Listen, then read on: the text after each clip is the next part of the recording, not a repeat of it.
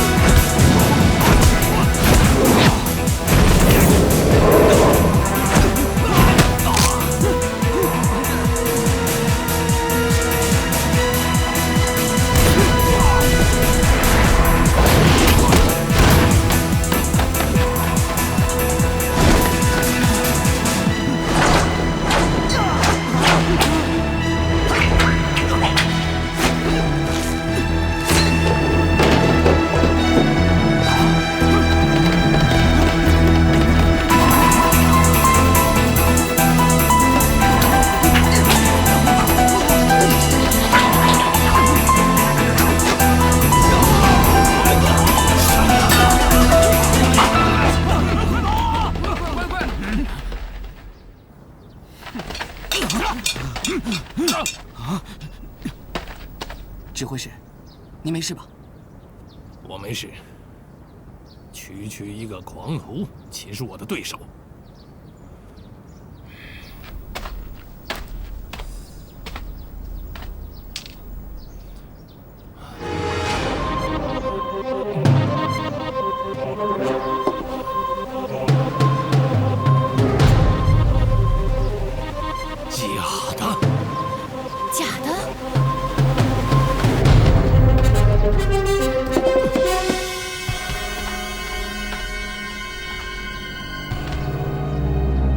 全都是假的。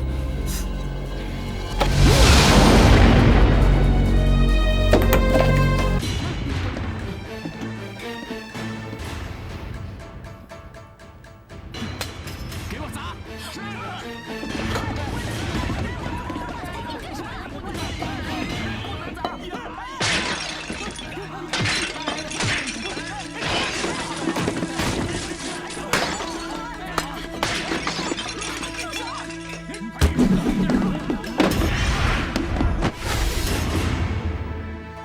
这位官爷，我这胭脂酒坊，一不扰民，二不欠税，你们竟然又打又砸的，总要给我个理由吧？有人举报你行街走市，欺负善良老百姓。我看，欺负老百姓的，应该是你们锦衣卫吧？大胆！锦衣卫在此，竟敢血口喷人，可见你平日根本就是目无王法。给我拿下！谁敢动？基本三牢，在。护好我的桃花林。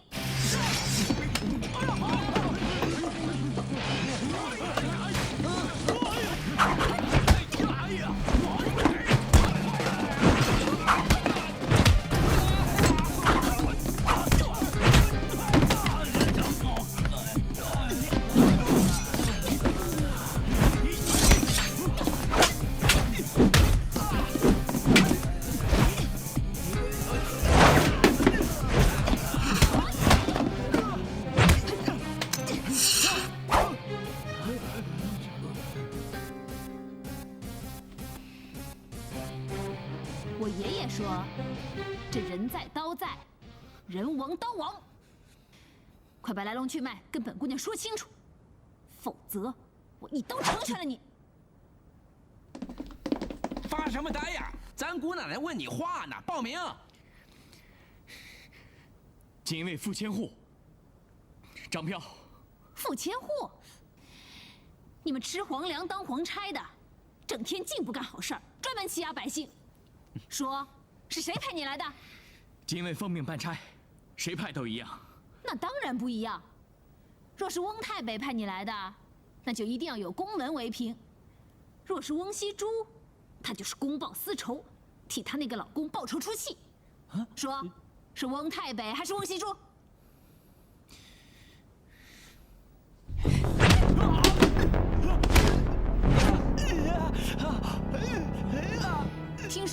手胭脂的人，一定知道我不会心慈手软的。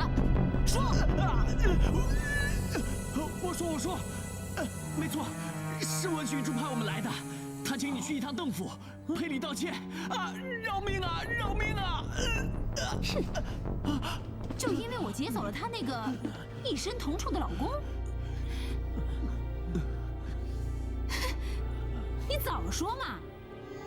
这个小财神府，我早就想故地重游了，何必这样大动干戈？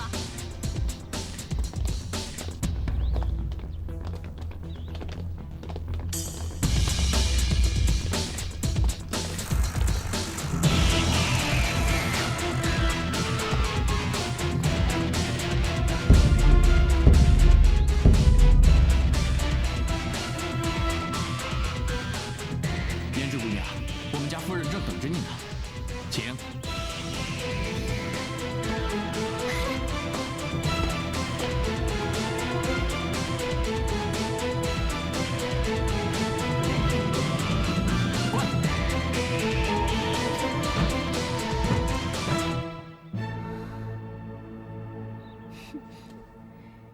既然是请本姑娘来，怎么堂堂财神府，连端茶倒水的礼貌都没有啊？张彪，是，别指望他们了，就这帮酒囊饭袋，早就是我的手下败将了，不用拿这种阵势来吓唬我。哎，指挥使的女儿，在我眼里呀，一文都不值。大胆！嘿，我胆子不大，就是气儿足。一遇到不讲理的事情呢，我就理直气壮，什么都不怕。哼，锦衣卫是朝廷命官，你这样对我，我可以让我爹随时把你打入地牢。嘿，哎呀，果真是假公济私，公报私仇啊！我告诉你，本姑娘可不是吓大的。你砸了我的酒坊，伤了我的人，这笔账就算是到皇上面前，我也会跟你算得清清楚楚。哼，我长这么大，连邓忍都不敢这么跟我说话，你不想活了吗？是你把本姑娘请来的，既然来了，就让你见识一下本姑娘。被爹宠坏的女儿，不是每个人都像小财神那样好脾气让你欺负的。你也不看看这是什么地方，你敢在这儿撒野，我让你爬着出去！嘿，你爹没教你吗？这请神容易送神难。你今天不但要赔礼道歉，还要赔我酒坊的损失，否则呀，我就吃你的喝你的不走了。你啊，怎么样啊？哟，你这生气的模样还真够丑的，怪不得邓忍天天在外面风花雪月，连家都不待啊！啊！你敢打我？对呀，你怎么打别人，我就怎么打你。今儿我非替你爹好好教教你这个被宠坏的大醋缸！你造反了吗？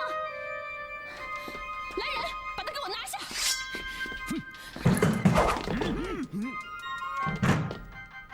我倒要看看，今天谁能把本姑娘拦给我回去吧，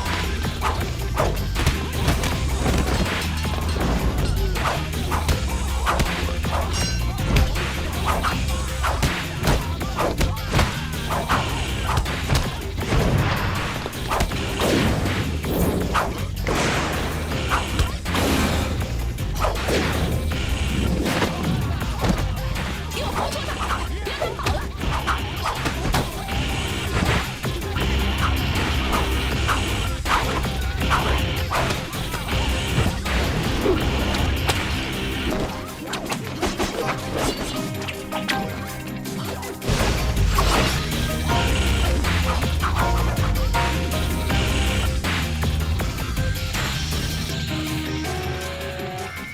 这么多人舍不得我，都要留我做客啊！你就是血手胭脂？没错，我就是胭脂。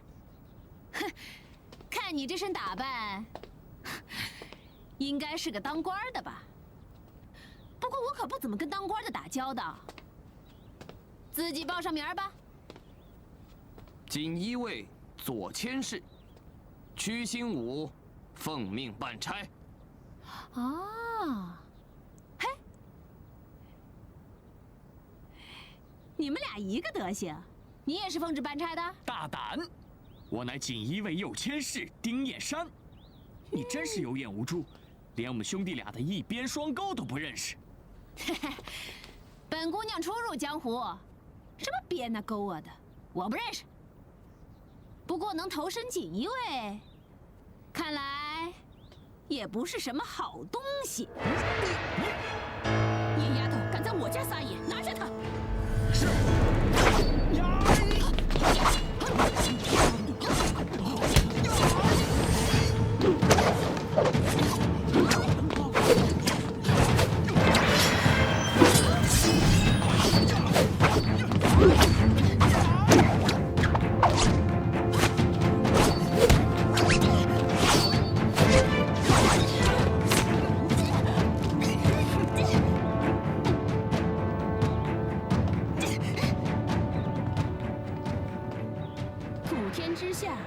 除了皇上、皇太后，还没有人敢打我翁西珠呢。哼，今天真是自找死路啊！这一巴掌是本钱，哼，这一巴掌是利息。你们人多势众，我颜值今天算是认栽了。要杀要剐，随便你。好，我今天就成全你。来人！夫人，不能杀，不管怎么样不能杀人啊！夫人，怎么说他都是郭少爷的朋友，要是把事情闹大，如何向两位爷交代啊？还是息事宁人的好，放了他吧。啊！就算不能杀他，我也绝不能放过这个死丫头。这笔账，我一定一笔笔的算清楚。先把他押到地窖再说。是。走。楚楚他走了。是啊，走了。这之前呐，我也没看出什么不对劲儿的地方。这一声招呼不打呀，连夜就这么走了。哎，这细软呐都没带走呢。那你知道他会去哪里啊？我叫我的手下在京城找了个遍，这四周都找不着。我想啊，可能是出城了吧。哎呀，这个楚楚，亏我对他另眼相看，白疼了一场。掌柜的，程大小姐来了。哎呦，陈大小姐，哎呀，好久不见呐！您这是来还钱的？我去拿欠条。小冯，倒茶。哎，好。不必了，我不是来还钱的。不是还钱，那是还要借钱呐。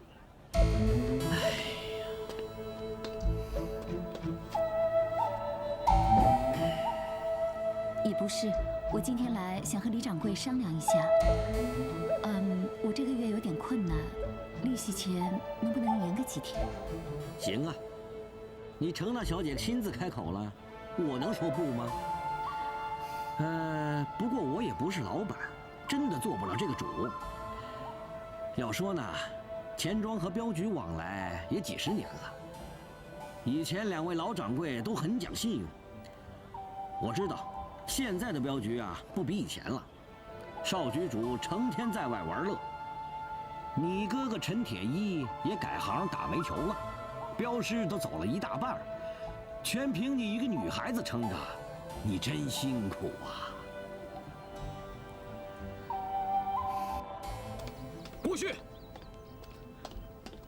郭旭，铁一，你回来了。郭旭，郭旭他人呢？啊，他一大清早陪着小彭王爷遛马去了，到现在还没回来呢。那我等他。哥，哦，六叔，你先去忙吧，我陪我哥等郭旭。好，好。彩玉，我又不是3岁小孩子，不需要你来陪我。哥，彩玉，今儿去遛马真是爽快啊！铁一，你居然还有心情出去遛马？做人做成你这样，真是无药可救。难道你心里除了自己就没有别人，就没有镖局了吗？镖局怎么了？居然还跟我装蒜！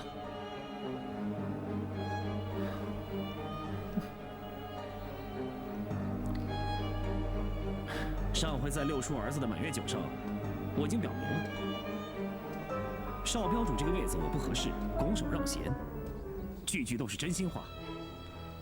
你若愿意呢，咱俩坐下来喝杯茶，好好说；你要是不愿意的话，那咱们就各过各的，互相不要勉强。为了彩玉，我今天不但要勉强你，我还要教训你。哥哥，别这样，不能好好说话吗？天意啊！彩玉，什么事让天意气成这样？镖局出什么大事了吗？哎呀，你老实告诉我。事情没有那么严重，只是我哥听到一些谣言，说咱们的镖师少了一大半，镖局要倒了。其实是误会，镖师们都跑短城镖了。那照你这么说，镖局入不敷出，这也是谣言？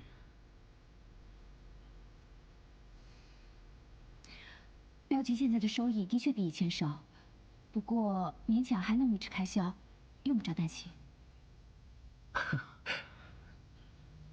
你信不过我，总该信彩玉的话吧？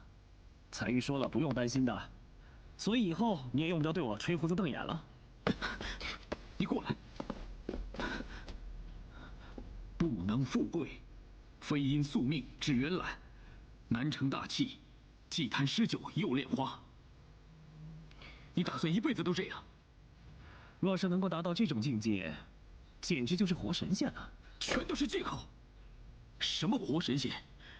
你根本就只想醉生梦死。我怎么活，与你无关。郭旭，我真希望今生今世都不认识你，偏偏命运把你我绑在一起。郭旭，难道你忘了我们的父亲是怎么惨死的吗？你这样弃镖局于不顾，活得醉生梦死，你怎么对得起你死去的爹？记得小时候，我爹常叫我做人要明白事理。如今我选择自己要过的生活，我想我爹一定会尊重我的。你根本就是在逃避你的责任，你是在找借口。好，就算你不想扛起镖局的担子，但是杀父之仇呢？到底是谁害死了我们的父亲？这样的血海深仇，你都可以弃之不顾吗？你告诉我，怎么了？是不是心中有愧了？咱们爹死的时候，我们的年纪都还小，除了爹的好，其他我都全忘了。要知道，你我为人子女，尽孝是本分。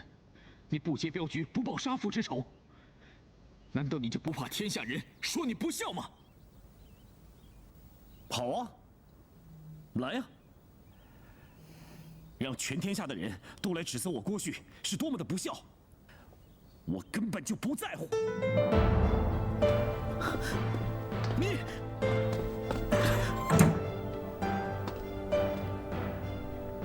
你说你孝顺，念念不忘杀父之仇，那你为什么不接掌镖局呢？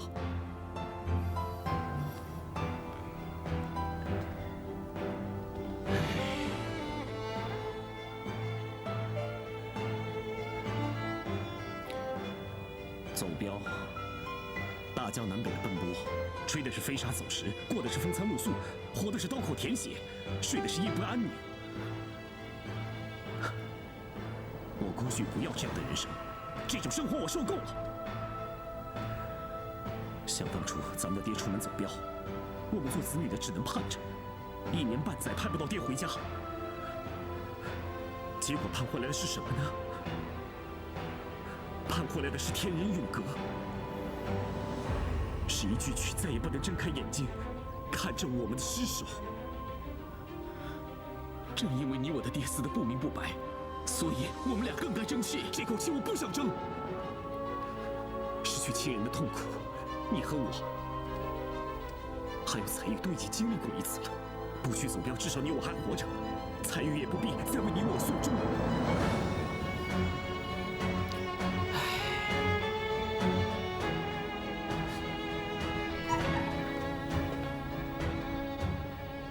这就是我想要的生活。你瞧得起或者瞧不起，随你便吧。郭勋，郭勋，你给我站住！郭勋，你会后悔这么做的。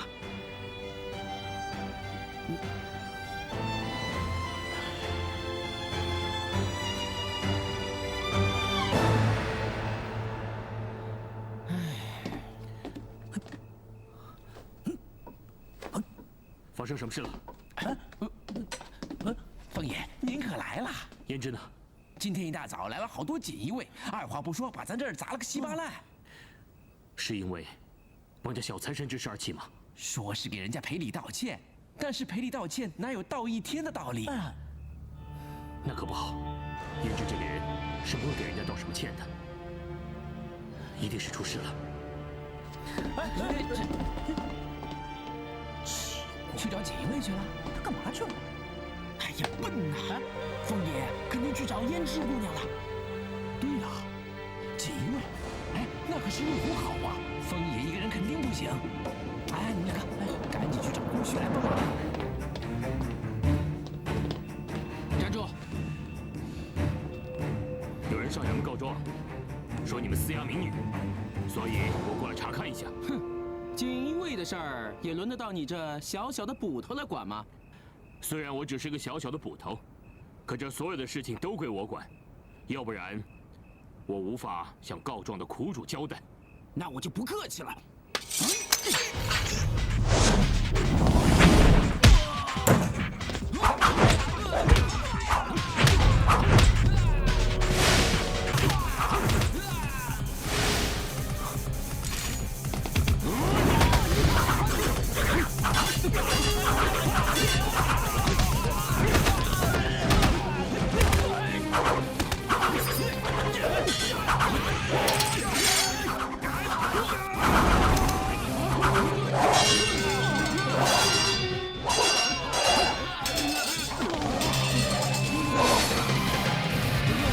都给我退下！我不想杀任何人。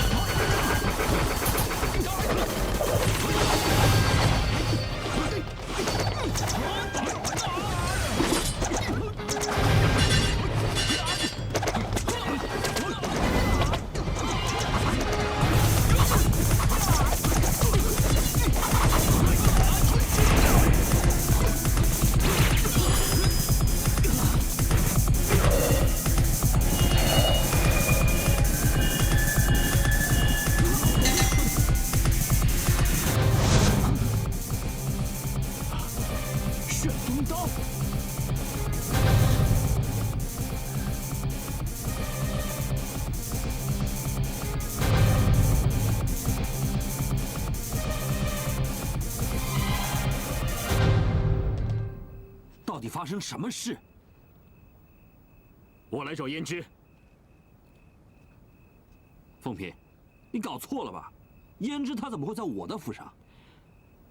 锦衣卫要胭脂过来赔罪，她到现在都没回酒房。我来带胭脂回去。这是你的主意吧？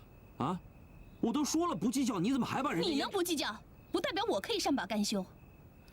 我请那个死丫头过来是向我赔礼道歉的，结果她甩了我一巴掌。哼，她敢在我面前放肆，我就得给她点颜色瞧一瞧。国有国法，如果胭脂有罪，你大可送她去衙门。你私下掳走胭脂，还动用私刑，要论罪，你知法犯法，罪加一等。你一个小小的捕头，敢对大小姐发号施令，你以为你是谁呀？风平，我告诉你，得罪锦衣卫的人，没有一个有好下场。大胆风平，识相的滚出去！要不然我一鞭双钩，不仅给你摘了你的乌纱帽，还能要了你项上人头。哎，别！以和为贵，以和为贵啊！不必了，你要的话，我可以双手奉上。有本事，你就来取我的人头。今天，我就是不干这个捕头了，要把胭脂带走。哼，放放肆！给我拿下！胭脂在哪儿？哎，风平，你冷静，千万不要乱来。胭脂在哪儿？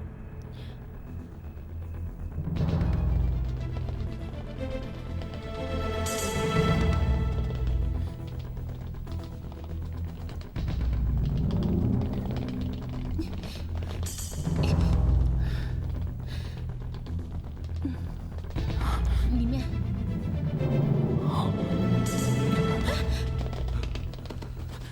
胭脂，胭脂，是谁把你打成这样的？把他伤成这样，是谁的主意啊？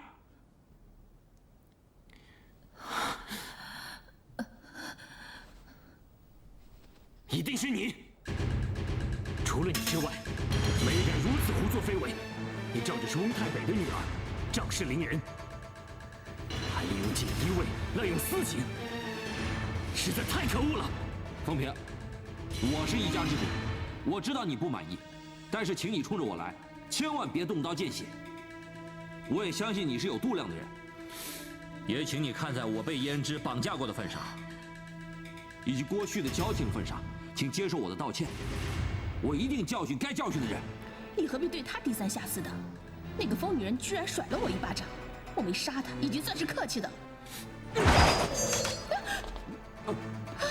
我看他瞪着还像个人的份上，这一刀，我只是提醒下你，如若不然，我必留在你那傲慢无礼、面目可憎的脸上。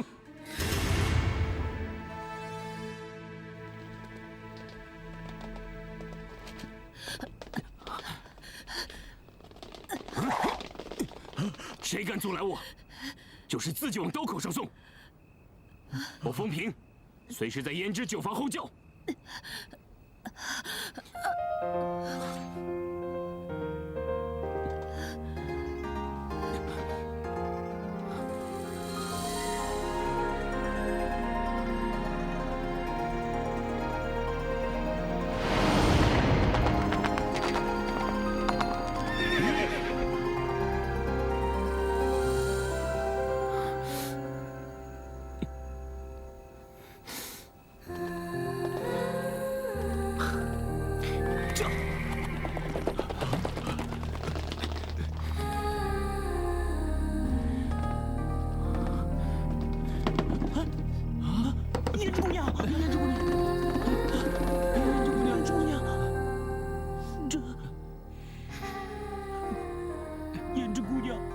是不是死了？你能不能不乌鸦嘴啊？我……那个，咱们还是不要打扰风爷和胭脂姑娘了，明天再来打扫吧。走，我不走吧。哎呀，姑娘，走吧。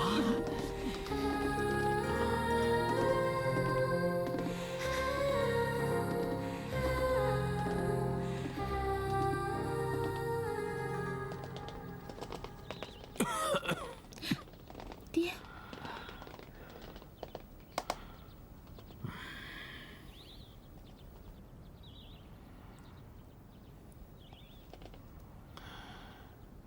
没错，风平是霹雳飞刀，是高手。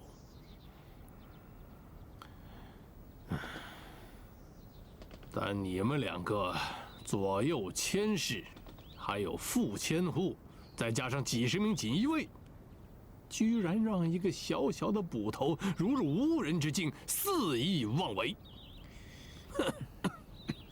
简直是天大的笑话，荒谬！我吩咐你们严加看守，你们怎么当差的？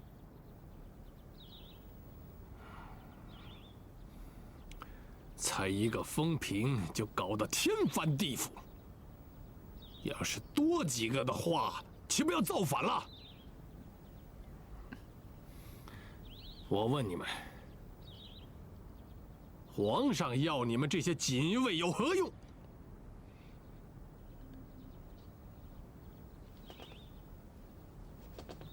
要我翁太北又有何用？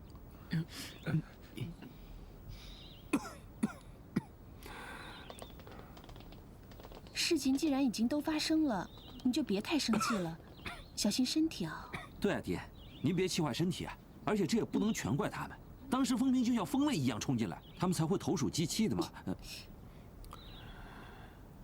你们两个不必帮他们说谎，爹心里有数。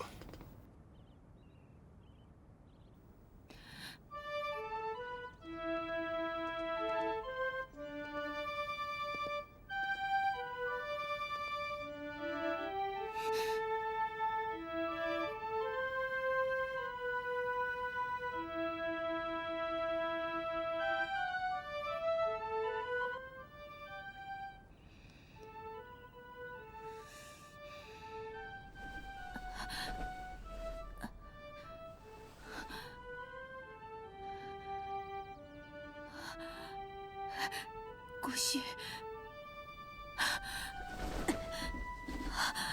郭旭，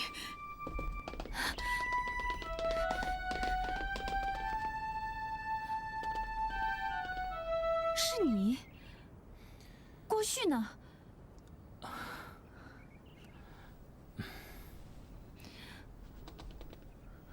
我听见笛声，就跑过来了。郭旭他人呢？在你睡着的时候，他和彩玉来过，留下了金疮药，希望你早点好起来。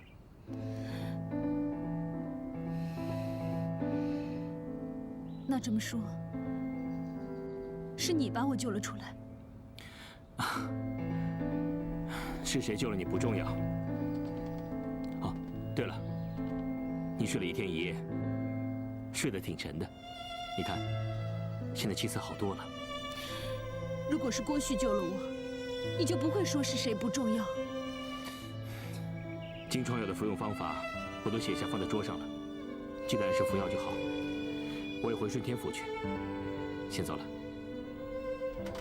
哦，还有，那些柴我已经替你劈好了，够你用几天了。这几天我要出差公干，自己保重。等一下，谢谢你，风平。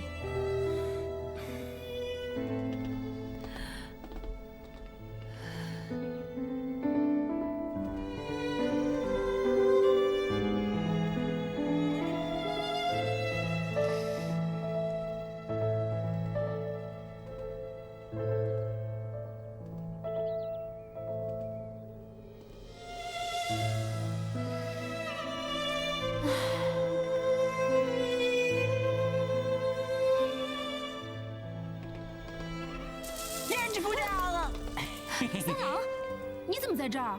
找我是不是？不是，我叫你喝汤啊。喝什么汤？那郭少爷借我的手和脚，10万火急的把那个补汤送过来给你喝的。啊？郭旭叫你送汤来？对。既然是郭旭让你送来的，那就一定是他做的啦。我要喝的一滴都不剩。胭脂姑娘，他们老说我笨，有时候我发现你比我还笨。那郭少爷好歹也是男子汉，他怎么可能进厨房呢？这汤啊，肯定是彩玉姑娘做的嘛。彩玉？别盛了，我不喝。这不是，你不喝的话，我很难交代他。那就别交代了，反正彩玉做的汤，我一口都不喝。不是那个，哎呀，那个风爷他连死都不怕，你的命是风爷用他的命救回来的，这个汤也是彩玉姑娘的苦心，你不好好照顾你自己的身体，这样我们大家都不好受吧？啊？好了，来。哎呀，有时候我觉得，要是有人也这么关心我、疼惜我的话，我一定早晚都给他磕头，叫他爹，叫他娘。郭旭让你送汤来，他为什么不自己来啊？哦，他跟彩玉聊天，没时间。什么？那个酒坊那边我们打理好了，我们3个就在外面等着。你要有什么事啊，赶紧把我们叫进来。这汤你赶紧喝吧。我先出去，有事叫我啊。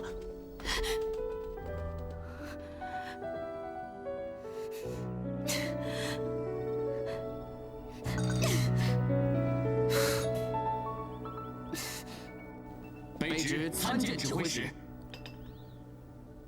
你们两个听好了，现在马上去顺天府捉拿风平，押往北镇抚司严刑询问。你们要记住，要不露声色，暗中进行。去吧。大人，属下怕那风平自恃身怀绝技，会负隅顽抗，不会束手就擒的。大人，这事儿要是闹大了，可就麻烦了。锦衣卫的威望不容许被挑衅。若是拒捕，格杀勿论。是。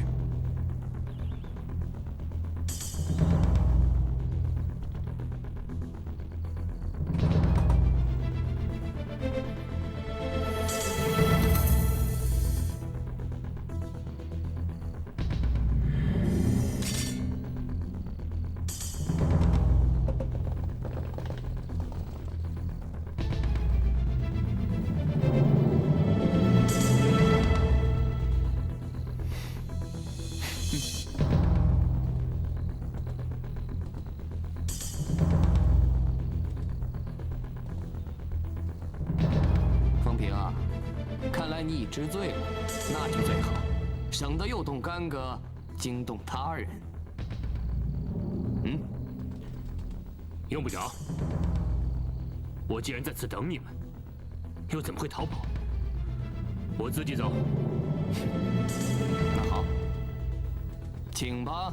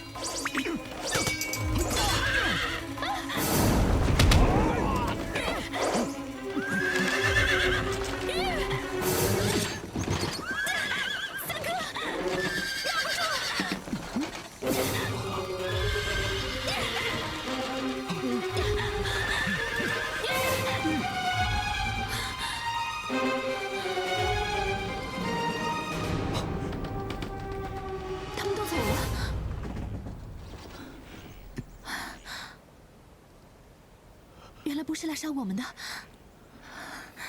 我们走。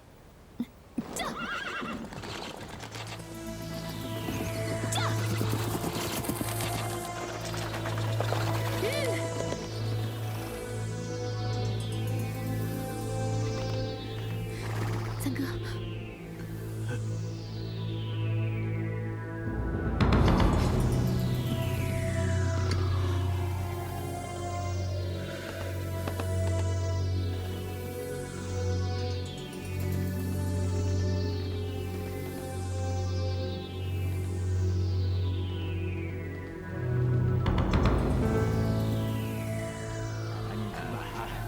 小二，哎，不错，来，客官，您要点什么呀？二位客官，打尖还是住店啊？只是打尖，不住店。啊，好，里边请，里边请啊！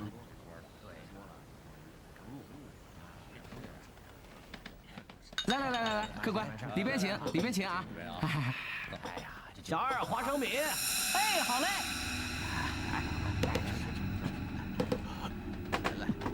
二位客官，吃点什么7壶茶，2碗面，1斤卤牛肉，要快。嘿，好嘞，您稍等啊。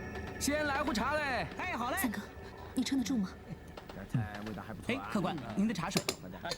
行啊，将就吧。哎，确实挺好吃啊。对。哎，再喝一杯。哎，客官，您手怎么了？哎，您的脸色怎么发黑啊？你是不是得瘟疫了？快走，快走，快走！不是瘟疫，是开水烫的。我们还要赶路，赶快上菜。哦，好。小二，算账来喽！哎，客官，里边请。你去给我拿壶酒。哎，好嘞。哎，您坐啊。小二结账了。哎，好嘞。姑姑，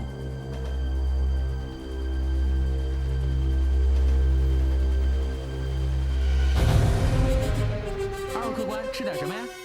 先来壶茶再说。哎，好嘞，您稍等啊。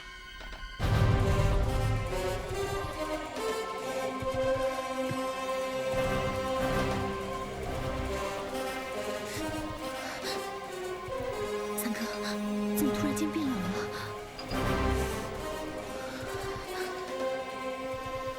那就是唐门的三姑和二公子，快离开这里！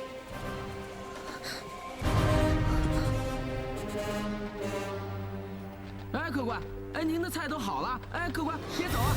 给你钱。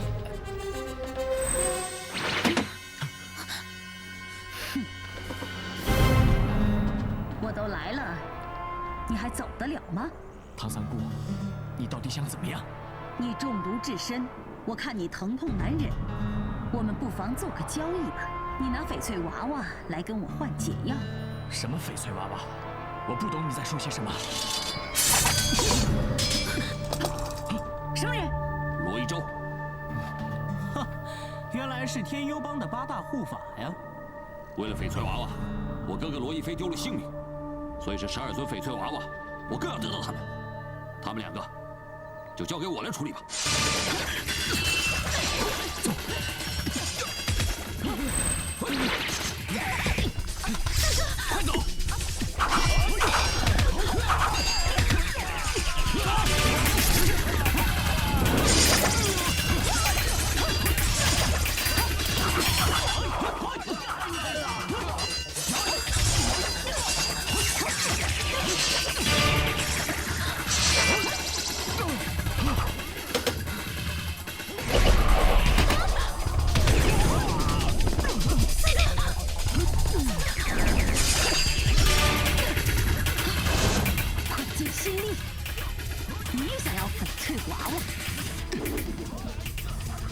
这里这么热闹，我快剑心力最喜欢凑热闹了。想不到唯利是图的快剑心力，也做起了拔刀相助的无聊事情。金某只是心血来潮，想顺手拍死些苍蝇罢了。哼，好大的口气！你没事吧？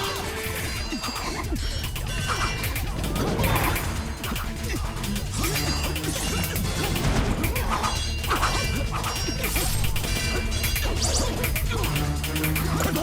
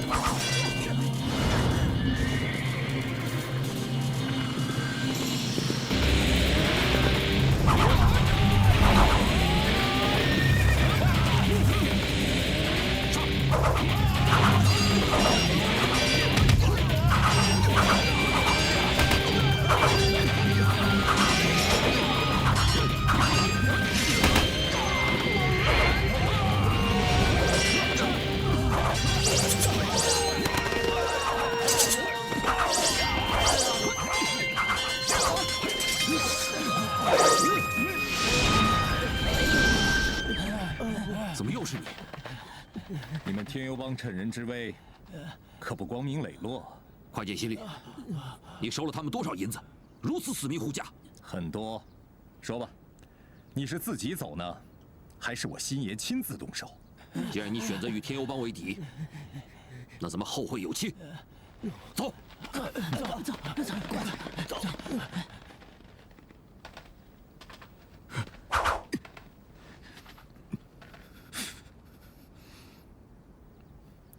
云兄，莫非你也认为我是为翡翠娃而来？难道不是？久闻翡翠娃娃乃江湖至宝，得知者可是武功达到高深莫测之境界，进而称霸武林。只可惜我辛某人无大志，对此毫无兴趣。刚刚辛兄出手相助，是为了钱。要多少，请说吧。刚才辛某猎人头的时候，是车上的姑娘受惊了，此刻拔刀相助，只是想为姑娘压压惊。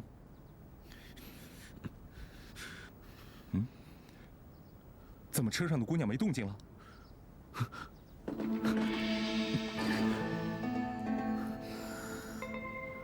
楚楚，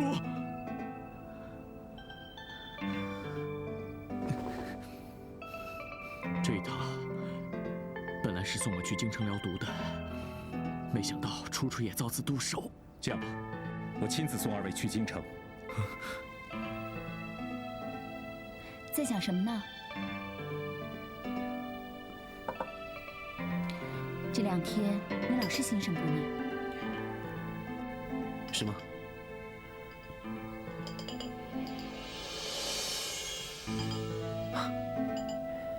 任何事情经过你的调教，总是能发挥200%的潜力。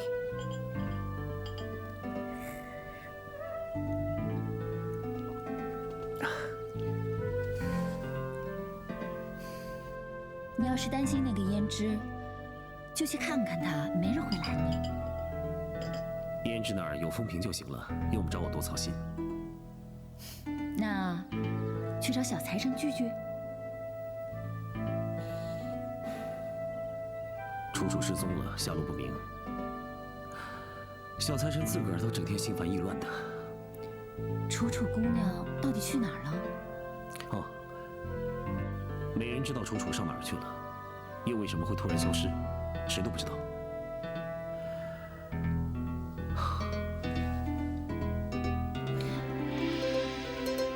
难道真的有人护送翡翠娃娃和楚楚出京？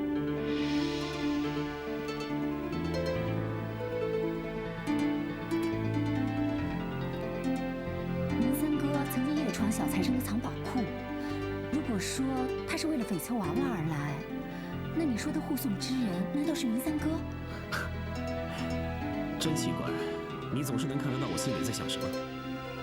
难道你有透视眼吗？谁？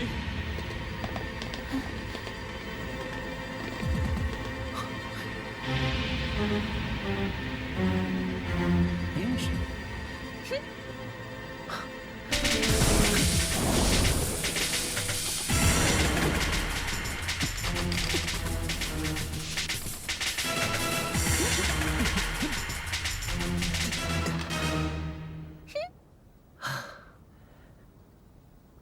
看来我们镖局的金疮药可真好用，才几天功夫，你又活蹦乱跳的了。哼！知道我受伤，为什么不去看我呀？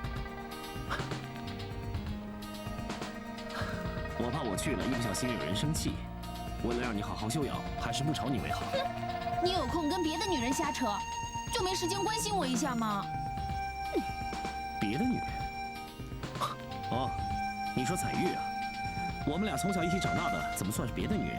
在你身边，只要不是我，都叫别的女人。哼！哎呀呀，只不过去了一趟小财神府，就把翁西珠的飞速功夫学得淋漓尽致了。少往自己脸上贴金啊！谁吃醋了？那么，请问这位姑娘，你涨红着脸指控我没去探病，这不是吃醋是什么？你，少贫嘴了你！我告诉你啊，一会儿我就去问彩玉，肯定是她缠着你，不让你去看我，对不对？哎，你又错了。彩玉从来不过问我要去哪里，要去做什么的。哼，他帮你打理镖局，又照顾你吃喝，还能不过问你的事儿？因为他了解我这个人的为人，也相信我做人的原则。那我更了解你，我更相信你。是吗？嗯。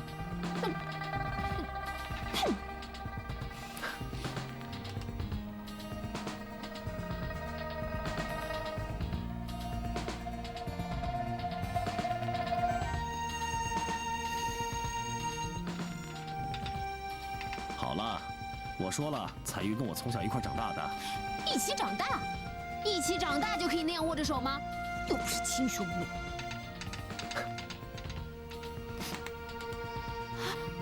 握着手又怎么了？那不是比亲兄妹更亲了吗？你的意思是，你们比亲兄妹还亲？那你把彩玉就当妹妹看了？也可以这么说吧。那你早说嘛！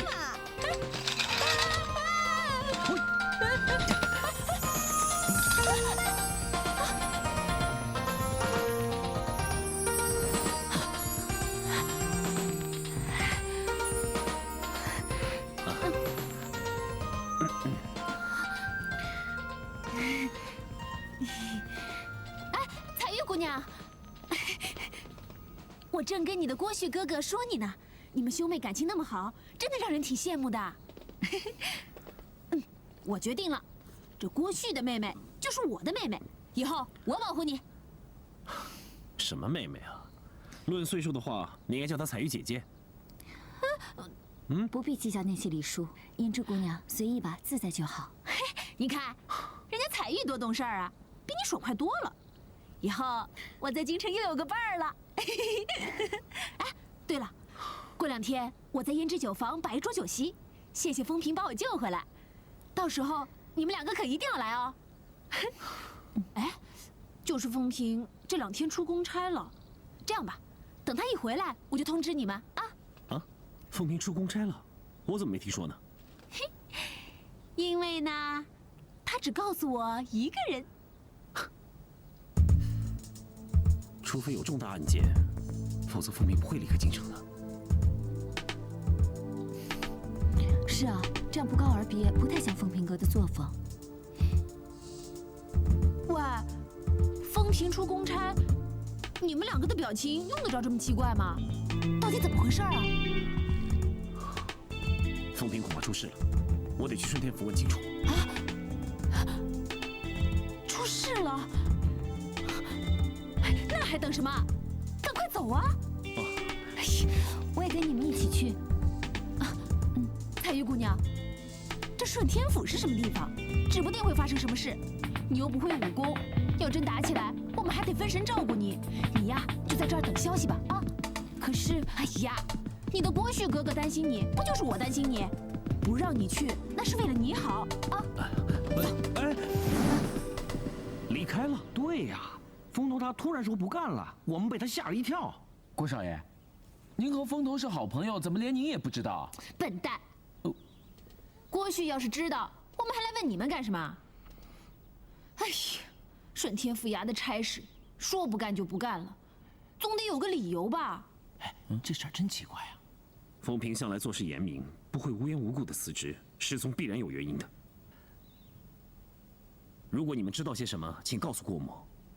前几天深夜，我当完差回来，看到锦衣卫把风头押上囚车带走了。啊！囚车？郭旭，我不放心，所以跟过来看看。风平哥呢？听说被锦衣卫带走了。哎，那天风平跟我说，会有一阵子看不到他。原来他早就知道自己会出事的。哎呀！北镇抚司诏狱，那可不是人待的地方，这可怎么办呢？劫囚！你疯了！在顺天府大门口嚷嚷喊劫囚，你不要命了？朋友有难，两肋插刀，死不足惜。郭旭，如果咱们俩联手的话，我就不信打不过那帮锦衣卫。你这3脚猫的功夫，上回在小财神府被打得落花流水，你苦头还没吃够吗？你还想再闯一次大祸吗？我可不是风平，不会去冒死救你。不。胭脂，北镇抚司赵玉是狼牙虎口，千万要小心行事，不能贸然行动啊。哎呀，如果北镇抚司真的是地狱的话，那就更不能让风平去了。这件事儿，你要是不管，我管。好啊，你不怕送死，不怕再被五花大绑的话，那你去吧。喂，我说你真是个胆小鬼，风平啊，比你有胆识多了。但是得用对地方。你上回大闹小财神府，一切麻烦都是你惹，这一切都怪你。你以为我想去啊？还不是翁西珠请我去的。哼，《西游记》里边，孙悟空不也是被玉皇大帝请上天庭，大闹了一番吗？有什么了不起的？你要是把自己比作野猴的话，那我也无话可说了。你们两个你一句我一句的，如果结伙去说相声，一定高朋满座。我算看清楚了，你胆小怕事。风平有难你不救，我被关在小财神府你也不管。哼！胭脂姑娘，你误会了。上回过去听到消息，马上就赶过去了，只是晚了一步，风平哥已经把你救下来了。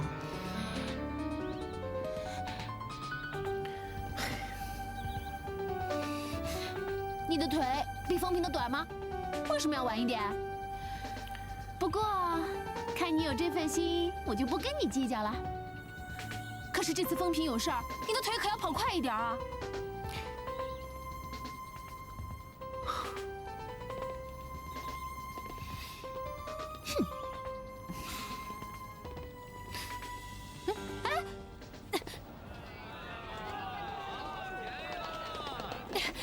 先生小姐，瞧瞧看看啊！你应该有办法吧？你想想看，当今能压得住翁太北的没有几个人，除了皇上、皇太后、老王爷之外，还有一个人。啊？小鹏王爷。小鹏王爷，小鹏王爷是不是我见过的那个特别高、特别高的那个王爷？只要我开口，以我们的交情，他肯定会帮忙的。我说，就凭你们俩的交情，他肯定会帮你的，真的。但是这次我们牵扯到私人恩怨，于理我们没有向小鹏王爷求助的理由。没错，就算小鹏王爷帮忙出面让锦衣卫放了人，翁太北这些人也是口服心不服的，难保他不会伺机再找风平的麻烦。喂，我说你们别不理我行不行？说的什么乱七八糟的，听也听不懂，跟绕口令似的。你得帮我找个理由，好让我去找小鹏王爷。谁说你要自己去了？你还记不记得东城孙家婆婆？孙婆婆，小鹏王爷的奶娘。小鹏王爷待孙婆婆有如亲娘般，孙婆婆又是明理的人，只要我们到东城外放个风声，说你不小心害朋友入了诏狱，深感内疚，孙婆婆肯定不会让我受半点委屈的，所以这消息一定会传到小鹏王爷的耳里。只要小鹏王爷肯从中调解，不就迎刃而解了吗？如此一来，你就不用出面，风平哥也能安然出狱，岂不是两全其美？彩云，你果然聪明，我真的很想看看你那颗细腻无比的心到底长什么样。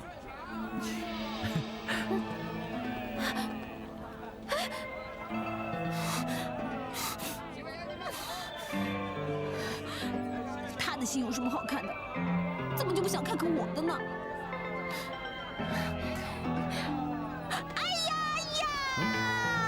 你怎么了？要你管！我心痛！哼！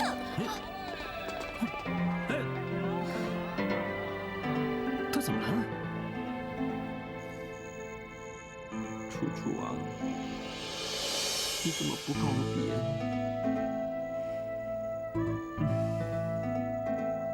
归去楚楚。才可动人。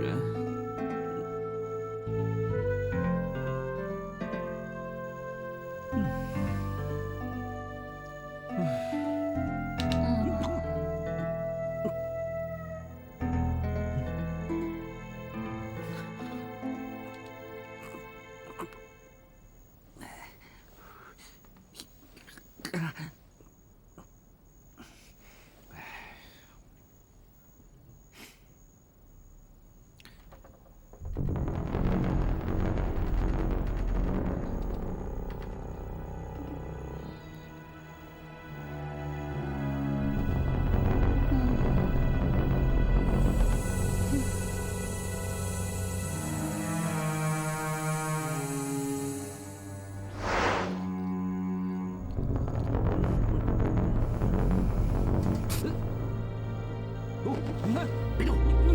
我老公怎么了？啊！不许叫！你好大的胆子！你知道这是什么地方吗？我告诉你，就算你胆大进得来，你也出不出去。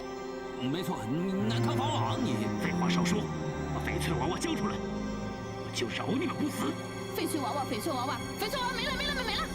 上次那贼人已经把他偷走了。上次那人正是我，但是我并没有偷翡翠娃娃，别想诬赖我。我知道上回不是你，上回那个贼人来的时候，翡翠娃娃并不在藏宝室里。我也正想知道是谁偷走了翡翠娃娃，正好借你的剑用用，帮我问问看，是不是你偷走了翡翠娃娃？哎，西叔，你怎么？邓夫人果然好胆色，那我就恭敬不如从命了。冒犯了，说到底把翡翠娃娃藏哪儿了？我真没偷翡翠娃娃，我偷那干什么？我劝你还是如实招了翡翠娃娃的下落，否则别怪我的剑认血不认人。哎，我知道。哎，西叔，你说句话呀！说谎的男人不要也罢。与其睡在我身边的是个欺骗我的丈夫，我宁可做寡妇啊！还不说啊？心脏在这里啊，看准点。等，翁西珠，我说你比你爹的锦衣卫还要……说不说呀？少废话！信不信我宰了你？我说，我送人了。送给谁了？刺，往这刺偏了我不怪你，我会向我爹求情，让你不死。翁西珠，哎，我说，我送给神仙居的楚楚了。